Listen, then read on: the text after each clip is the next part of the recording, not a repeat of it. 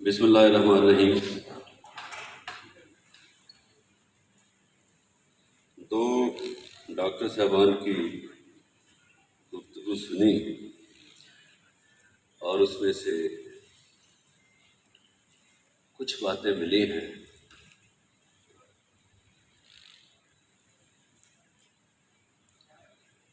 پہلی بات تو یہ ہے کہ میں کبھی اس ملک سے مایوس نہیں ہوا تھا، مگر پچھلا 1 سوا برس ایسا گزرا ہے کہ پہلی دفعہ احساس ہوا کہ باغ اجڑ گیا ہے، دھرتی اجڑ گئی ہے۔ مگر پھر سوچتا ہوں کہ میں اس دھرتی کا بیٹا ہوں،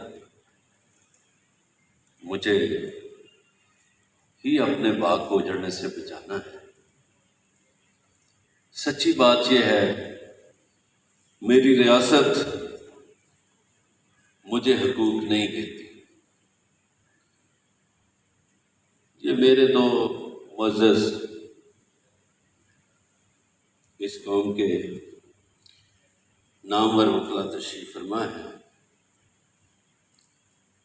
ہمیں تو انصاف بھی نہیں ملا۔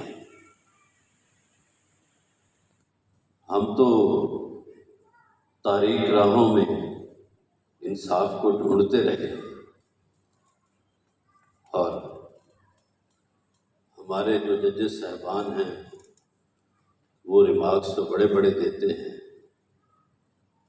لیکن انصاف دور دور تک دکھائی نہیں دیتا۔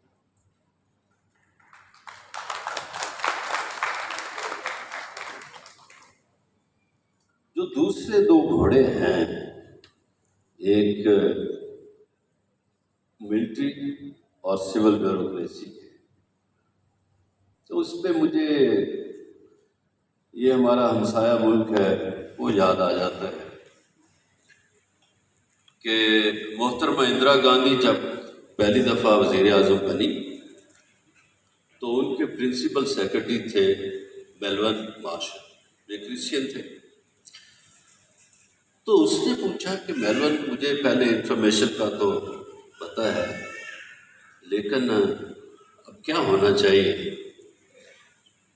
تو میلون نے کہا کہ میڈم، یہ جو سول اور ملٹری بیوروکریسی کا گھوڑا ہے یہ پہلے دن فیصلہ کرتا ہے کہ ہم نے سوار پر سواری کرنی ہے یا سوار گھوڑے پہ سواری کرے گا۔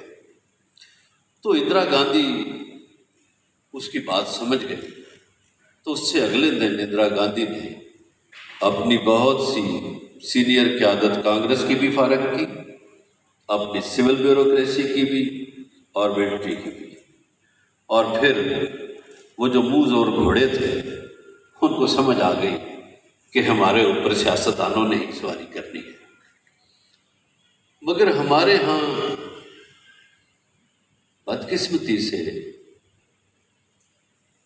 یہ کوئی آج کی بات نہیں، بڑے برسوں سے یہ ہو رہا ہے،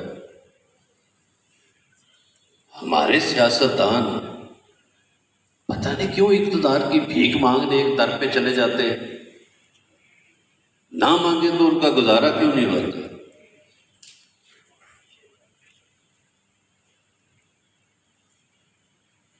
سو ہمیں 2-3 باتیں اس پہ ہمیں غور کرنا چاہیے۔ پہلے یہ کہ کیا ہماری ریاست ہمارے بنیادی انسانی حقوق دیتی؟ انسانی حقوق کی وائلیشن کی باتیں تو بعد کی ہیں نا، پہلے تو ریاست نہیں دیتی۔ جو آئین کے بنیادی آرٹیکلز ہیں اس پر تو عمل درآمد ہی نہیں ہوتا۔ تو جب انسانی حقوق دیے ہی نہیں گئے، یہ ریاست دیتی نہیں انسانی حقوق، تو ہم کیا واویلا کریں، کیا شور مچائیں؟ یہاں تو ہر کام میں سازش ہوتی ہے۔ یہ ضیاء الحق نے ایک لاہوری منڈا چک کے تے بنا دیتا، وہ پنجاب کے اقتدار میں آ گیا۔ تو یہ جو وبا ہمارے یہاں ایک آئی ہے، ضیاء اللہ کے دور میں بڑی وبائیں آئیں. میں ایک ایسی وبا بتانا چاہتا ہوں جو آپ کے ماحولیات پہ اثر انداز ہو یا آپ کی دھرتی کو بنجر کرنے کے لیے. ہمارے ہاں 80 کی دہائی کی ابتدا میں سفیدے لگا دیے گئے جی. اب یہ شہروں والوں کو احساس نہیں ہے کہ سفیدہ جس زمین میں لگتا ہے وہ تو پانی پی جاتا ہے، دھرتی خشک ہو جاتی ہے، دھرتی بنجر ہو جاتی ہے. میں نے اس ملک کے کئی وزرائے اعظم کو یہ بات کہی، سمجھانے کی کوشش کی کہ بھائی یہ جو سفیدہ ہے یہ ہماری دھرتی کا پانی پی گیا ہے. تو پھر وہ کہتے تھے جی ہمیں وہ رپورٹ دی ہے فلاں نے رپورٹ دی ہے، وہ جی FAO کی رپورٹ آ گئی ہے کہ سڑک کی مضبوطی کے لیے بڑا ضروری ہے. یہ کیا بھائی باتیں ہوئی، آپ کی دھرتی ضروری ہے. پرندوں نے، انسان تو چھوڑیے، پرندوں نے اس درخت کو قبول نہیں کیا جو ہم پر ٹھونس دیا گیا. مجھے کوئی شخص اس سال میں سے کھڑا ہو کے بتا دے کہ کسی پرندے نے سفیدے پر گھونسلہ بنایا ہے؟ سفیدے پر گھونسلہ نہیں بناتے، کیکروں پہ گھونسلہ بنا لیتے ہیں جہاں کانٹے ہوتے ہیں، لیکن ہم پہ ٹھونسا جاتا ہے. جو بھی اچھا ادھر میں بہاڑی ملتان کی طرف گیا، مجھے اب کپاس کے کاشتکار کہتا جی یہ آپٹواں والے بدماش ہیں. میں نے کہا وہ کیسے؟ انہوں نے کہا جی وہ تو سمجھ لیں کہ گن رکھی ہوتی ہے کہ آپ یہ والا بیج کاشت کریں گے، اس میں ہمیں نقصان ہوتا ہے لیکن ہم مجبور ہیں، کیا کریں. تو اس ملک میں کوئی ظلم کا ایک رخ نہیں ہے، بہت سے رخ ہیں، ظلم کے بہتے دریا ہیں. آپ کس کس ظلم کا نام لیں گے؟ آپ ابھی اخلاقیات کی بات کر رہے تھے کہ کیا اس ملک کی ابتدائی تعلیم جو ہے اس میں سوشل نارمز پڑھائی جاتی ہیں؟ کوئی